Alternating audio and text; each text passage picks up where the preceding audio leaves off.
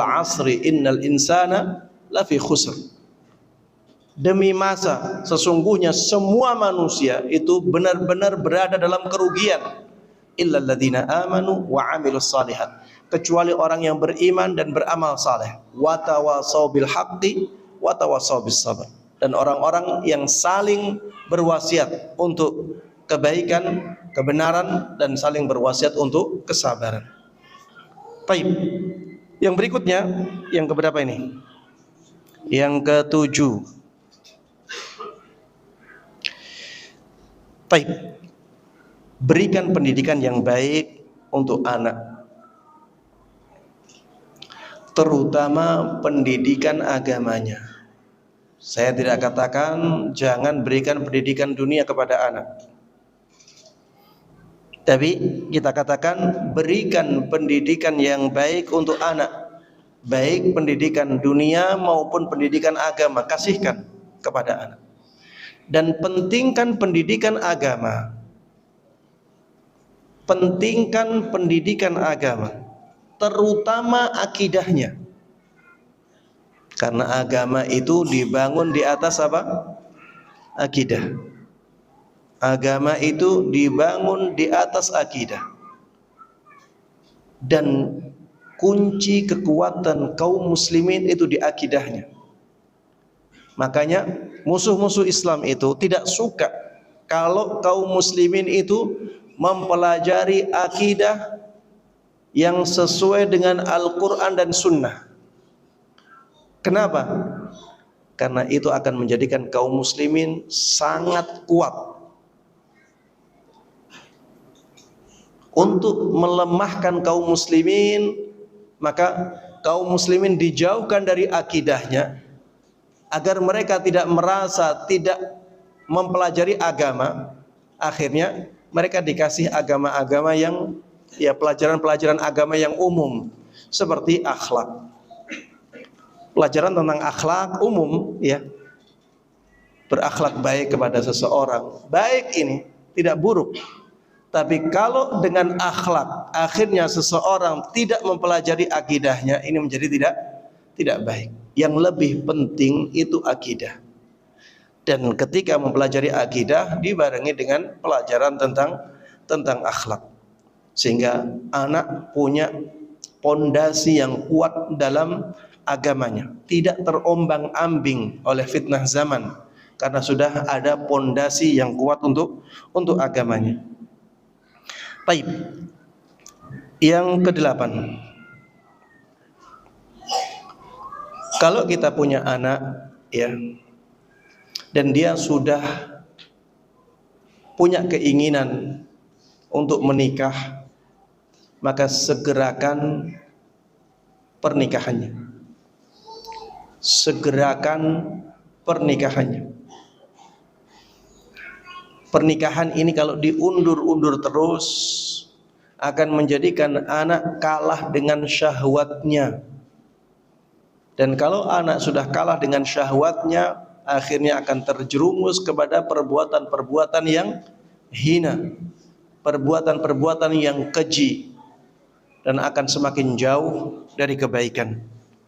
Makanya termasuk di antara pesan Rasulullah sallallahu alaihi wasallam kepada para pemuda, ya ma'syaras syabab, man istata'a minkumul ba'ata falyatazawwaj. Wahai para pemuda, wahai para pemuda, bukan wahai para orang tua. Wahai para pemuda, maksudnya masih muda-muda umurnya. Man istata'a minkumul ba'ah, barang siapa yang di antara kalian sudah punya kemampuan, maka segeralah untuk menikah. Fa innahu ahsanu lil farj wa aghaddu lil basar. Pernikahan itu bisa menjaga kehormatan dengan lebih baik dan bisa menjaga pandangan. Baik, yang ke-9. Ini yang terakhir, sibukkan anak dengan kebaikan-kebaikan. Kalau kita punya kita punya hal-hal yang menjadikan anak sibuk dengan kebaikan, maka lakukan. Kalau anak sibuk dengan kebaikan, maka anak akan jauh dari keburukan. Ketika anak waktunya itu kosong, kita tidak kasih dia kegiatan-kegiatan yang baik, ya, maka dia akan mencari kegiatannya sendiri. Dan bisa jadi kegiatan tersebut kegiatan yang tidak baik. Sibukkan anak dengan perbuatan-perbuatan yang baik sehingga dia terjaga dari keburukan. Tapi para jemaah sekalian rahimanallah, ini yang bisa saya sampaikan dalam kesempatan kali ini. Mudah-mudahan bermanfaat dan Allah berkahi. Amin amin ya rabbal alamin. Wa sallallahu wa sallama wa baraka ala nabiyyina Muhammadin wa ala alihi wa sahbihi wa man tabi'ahum bi ihsanin ila yaumiddin. Walhamdulillahi rabbil alamin.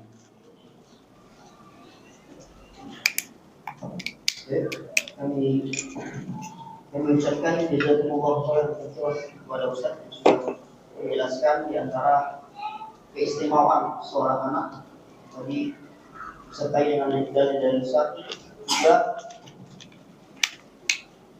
juga kiat-kiat menjadikan anak menjadi istimewa sebagai investasi dalam kita kelak. Memasuki sesi selanjutnya, yakni sesi tanya jawab. Jadi jikalau memang ada yang ingin ditanyakan oleh Ustaz, untuk bapak-bapak silakan bisa ditanyakan secara langsung. Untuk ummahat bisa melalui kertas yang dituliskan. Dipersilakan untuk yang bertanya.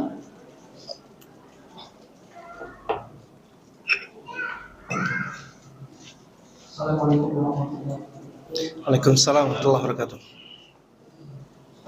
Ini saya pernah mendengar bahwa kerusakan akhlak seorang anak itu yang utamanya adalah ayah.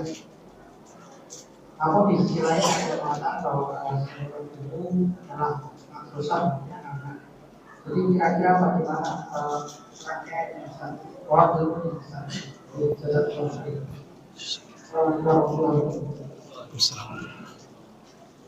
Baik, ya mungkin saja yang dimaksud oleh orang tersebut ayah sebagai orang tua. Ayah sebagai orang tua. Jadi ya bisa ayah, bisa ibu. Bisa ayah, bisa ibu. Tapi mungkin karena konteksnya ayah, maka yang disebutkan ayah. Tapi ibu juga demikian. Ibu juga demikian. Dia menjadi sebab rusaknya akhlak anak ketika dia mengajarkan akhlak-akhlak yang tidak baik. Bahkan mungkin pengaruh ibu itu lebih kuat daripada pengaruh ayah. Ya, karena anak-anak itu biasanya lebih dekat kepada ibunya daripada kepada ayahnya. Walaupun ya ada anak-anak yang lebih dekat kepada ayahnya daripada kepada ibunya. Tapi secara umum ya kebanyakan anak itu lebih dekat kepada ibunya daripada kepada ayahnya, karena ibunya selalu di rumah. Ya, kebanyakan orang-orang itu ibunya yang menjaga ya rumah, menjaga anaknya, sedangkan ayah sering keluar. Ya, kalau misalnya pengaruh ayah terhadap rusaknya akhlak itu besar, maka pengaruh ibu terhadap ya buruknya akhlak anak itu ini menjadi lebih besar. Ya, jadi tidak ada pertentangan antara bahwa ayah itu termasuk sebab rusaknya akhlak anak dengan bahwa ibu itu madrasah pertama bagi anak. Karena kalau ayah itu pengaruh terhadap akhlaknya anak ini sangat besar, apalagi ibunya. Wallahu a'lam. Barakallahu. Ada lagi yang ingin ditanyakan?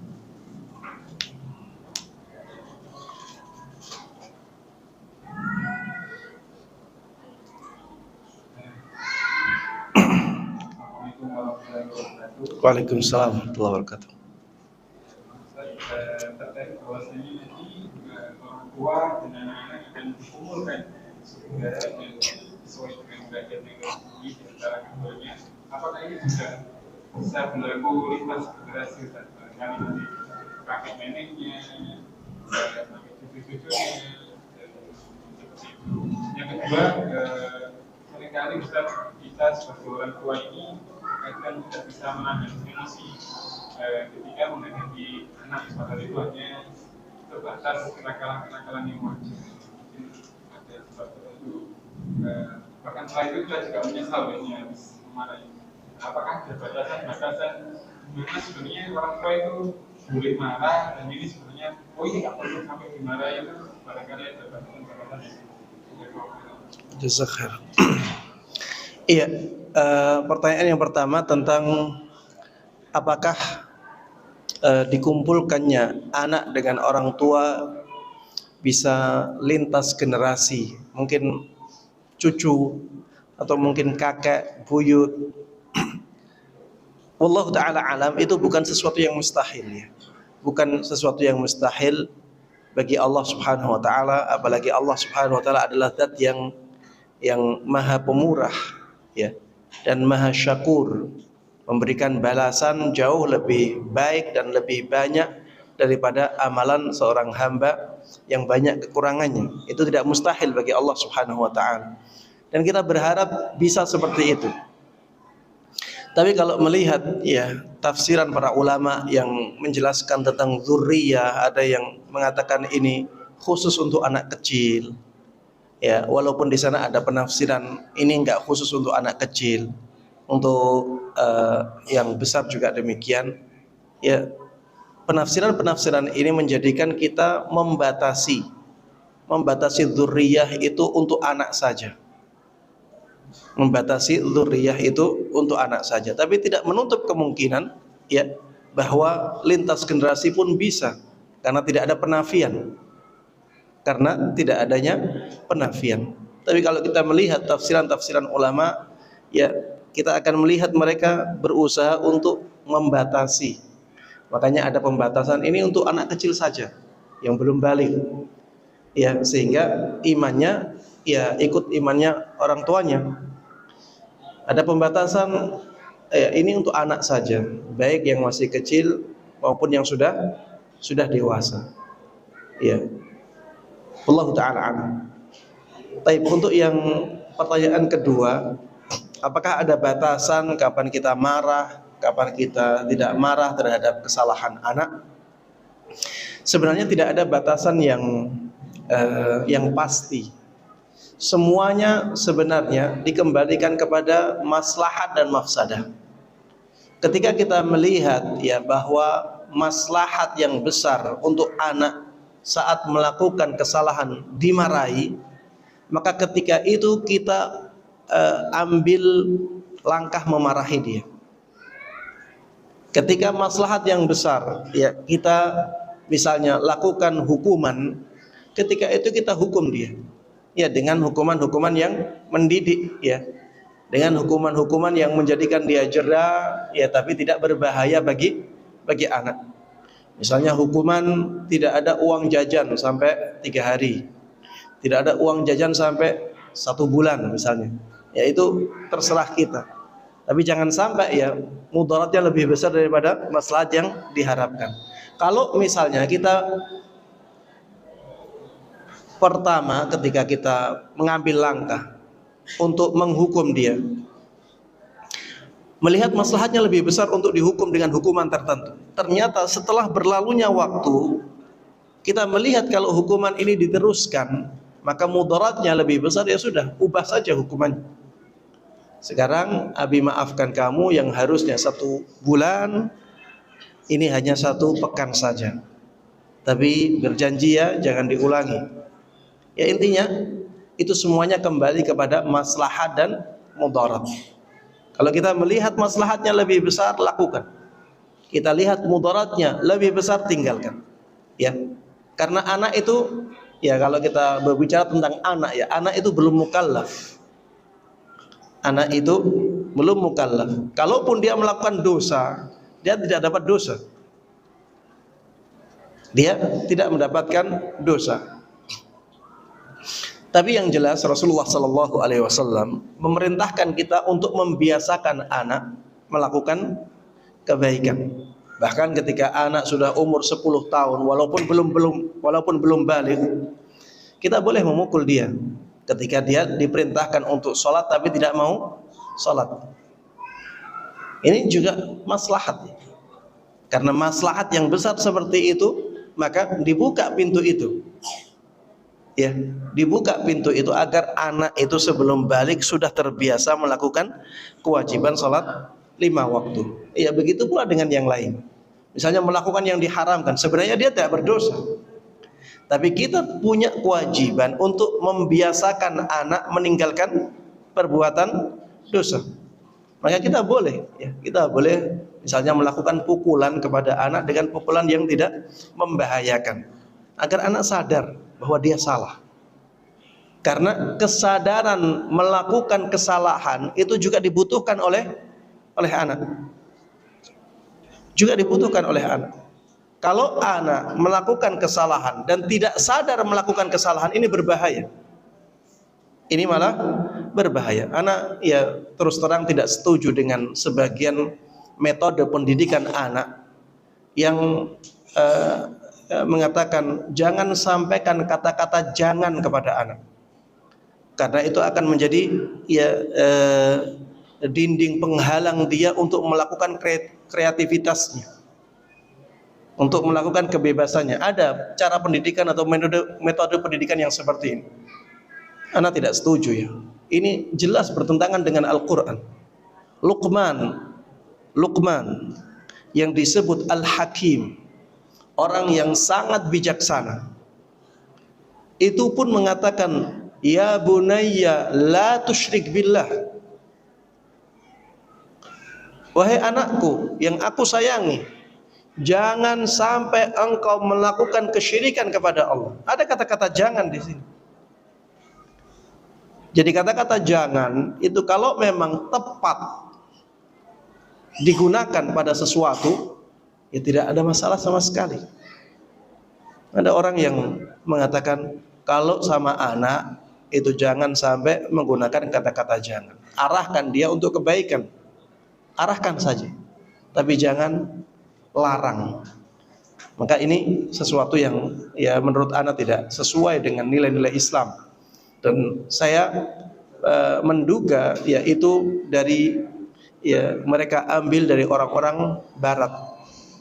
Mereka ambil dari orang-orang barat. Luqmanul Hakim juga mengatakan kepada anaknya, wala tusa'ir khaddaka linnas wala tamshi fil ardi maraha. Wala tusa'ir khaddaka linnas, artinya apa? Jangan engkau palingkan wajahmu dari manusia. Jangan, ada kata-kata jangannya. Jangan engkau palingkan wajahmu dari manusia. Maksudnya sombong. Jangan remehkan orang lain, tapi hadapkan wajahmu kepada seseorang. Ketika bertemu, ketika berbicara, jangan palingkan. Ini ada kata-kata jangan. Wala tamshi fil ardi maraha. Jangan berjalan dengan cara berjalannya orang yang sombong. Ada kata-kata jangan. Maka kenapa kata-kata jangan ini dilarang untuk anak-anak kita? Ya, yang benar adalah kata-kata jangan dibolehkan, tapi gunakan di tempat yang tepat. Gunakan di tempat yang tepat. Demikian wallahu taala a'lam.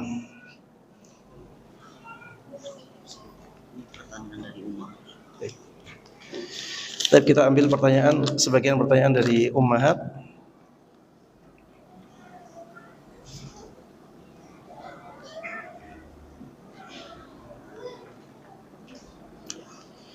Ini anak tidak paham dengan pertanyaannya.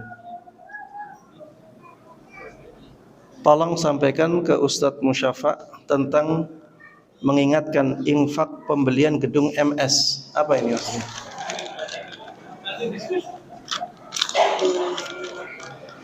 Ya, kalau ada kesempatan untuk berwakaf ya, maka bersemangatlah untuk menginfakkan hartanya untuk wakaf ini.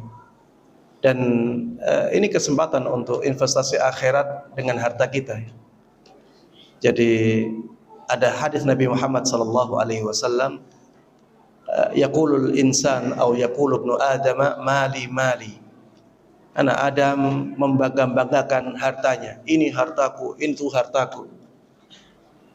Kemudian Rasulullah mengatakan innama maluhu salas, padahal yang benar-benar menjadi hartanya itu hanya 3 saja. Yang pertama, ma'akala fa'afna, yang dia makan benar-benar dia nikmati dan akhirnya habis. Itu jadi harta dia. Kemudian yang kedua, malabisa fa'abla, yang dia pakai, yang dia gunakan dan akhirnya harta tersebut rusak. Tapi dia sudah menggunakannya, sudah mendapatkan manfaat darinya. Kemudian yang ketiga adalah harta yang dia infakkan dan itulah yang dia simpan. Yang dia infakkan itulah yang dia simpan. Itu harta dia. Jadi ya, harta yang selain ini, kata Rasulullah sallallahu alaihi wasallam, itu akan dia tinggalkan untuk ahli warisnya. Dan orang terkaya di dunia saat ini, hartanya sampai ribuan triliun, itu hanya angka saja. Enggak dia manfaatkan. Dan dia tidak akan dia ambil manfaatnya, tapi nanti di akhirat dia akan pertanggungjawabkan dari mana dia mendapatkannya. Jadi hanya menjadi beban saja. Makanya bersemangatlah untuk menyimpan harta kita untuk akhirat kita. Dan jangan sampai kita menganggap harta kita akan kurang, Ustaz. Nanti habis harta kita. Tidak. Allah akan ganti. Makanya Rasulullah sallallahu alaihi wasallam mengatakan, "Ma naqasat shadaqatun min mal." Sedekah itu tidak akan mengurangi harta sama sekali. Makanya orang yang tidak semangat untuk berinfak, ya dia rugi. Dia rugi. Karena hartanya nantinya akan habis, tidak bisa dia simpan untuk akhiratnya. Kemudian yang selama ini dia khawatirkan hartanya habis, itu pun tidak terjadi. Ya. Baik.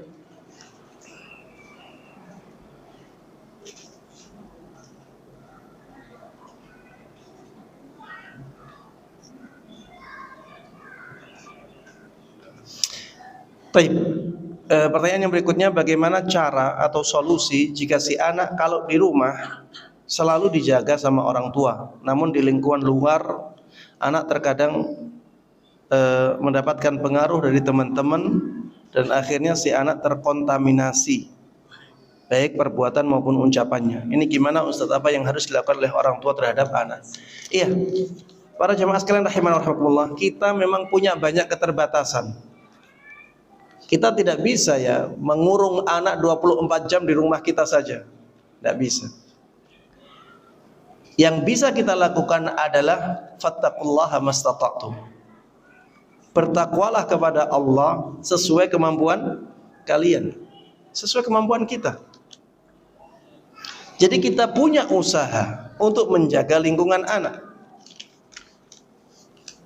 Sebisa mungkin kita jaga lingkungan anak kita. Ya misalnya di rumah kita jaga. Kalau dia sekolah, kita juga berusaha untuk memilih sekolah yang baik. Jangan memilih sekolah yang menjadi tujuan akhir anak-anak nakal, seperti tempat pembuangan anak-anak yang bermasalah. Jangan pilih sekolah-sekolah yang seperti ini. Setelah tidak diterima di tempat-tempat yang lain, dia terpaksa dimasukkan ke situ. Ya, kita berusaha untuk mencari sekolah yang baik. Tapi kan di sekolah yang baik itu belum tentu juga semuanya baik. Tapi kita sudah ada usaha. Kita sudah ada usaha untuk melakukan kebaikan itu. Kemudian ya misalnya ya dari sekolahnya baik.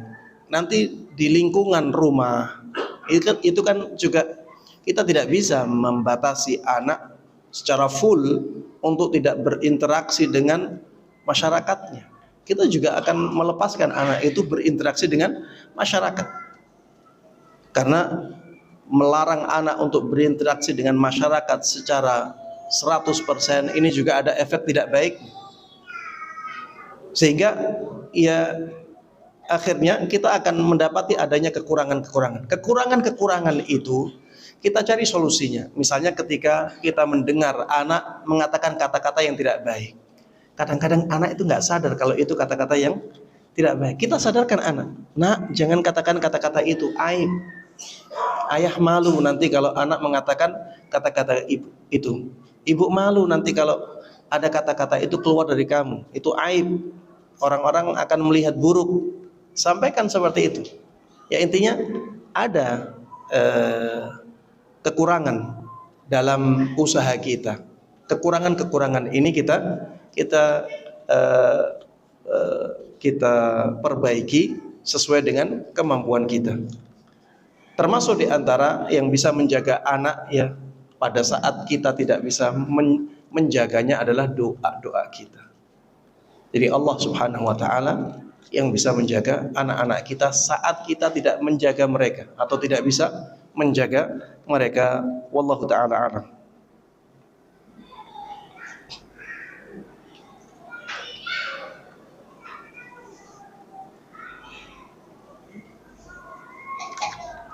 Baik. Bismillah, apakah berdosa apabila kita sebagai pasangan suami istri membatasi jumlah anak tanpa adanya alasan syar'i, hanya takut apabila anak banyak tapi nanti tidak bisa amanah mendidik dengan baik. Jazakallahu khairan Ustaz. Membatasi anak ya, kalau dengan cara misalnya ada KB yang benar-benar vasektomi, steril misalnya. Kalau cara steril jelas ya ini diharamkan, kecuali keadaan darurat. Steril ini tidak boleh kecuali keadaan darurat. Keadaan darurat gimana Ustaz? Seperti misalnya kalau orang tuanya atau ibunya tidak steril, maka akan mengancam nyawa ibu kalau hamil lagi. Kalau keadaannya seperti ini steril tidak ada masalah. Tapi kalau keadaannya normal tidak boleh. Tapi kalau misalnya ya menggunakan KB sunti atau menggunakan misalnya spiral atau menggunakan azl itu mengeluarkan di luar ya. Usaha-usaha yang seperti ini masih dibolehkan ya. Masih dibolehkan, tapi jelas tidak boleh ketika alasannya takut tidak bisa menafkahi anak. Kalau alasannya seperti itu jelas tidak dibolehkan. Tapi kalau alasannya alasan takut tidak bisa menjaga amanah ya, akhirnya dia berusaha untuk menjaga jarak, maka tidak ada masalah ya. Tapi kalau menjaga jarak karena takut rizki, ini jelas ya alasan yang diharamkan. Walaupun menjaga jarak ini sebenarnya boleh, tapi alasan ini yang menjadikan dia tidak boleh melakukannya. Maka cari alasan-alasan kalau misalnya seseorang menjaga jarak karena alasan-alasan yang dibenarkan oleh syariat, maka dibolehkan. Karena memang ya secara